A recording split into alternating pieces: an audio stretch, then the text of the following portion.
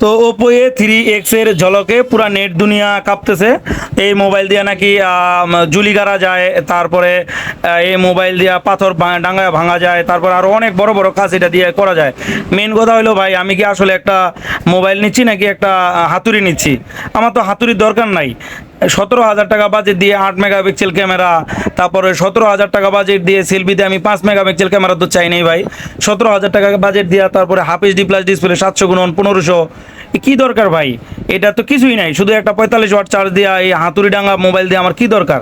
এত মজবুত করতে হবে, ভিতরে প্রসেসর নাই, কিচ্ছু নাই। এটা কি টাইপের মোবাইল বানাইছে ভাই?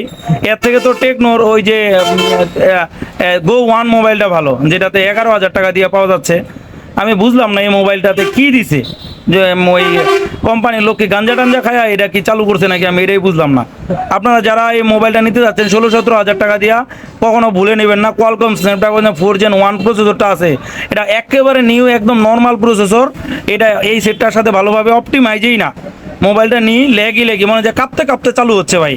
ওই যে 6,000-6,500 টাকা দামের ওই আইটেল মোবাইল যেরকম কাঁপতে কাঁপতে চালু হয় না, মনে হচ্ছে ওরকম কাঁপতে কাঁপতে চালু হচ্ছে। তো আপনাদেরকে আমি বলে দিচ্ছি, এই মোবাইলটা আপনারা নিয়েন না।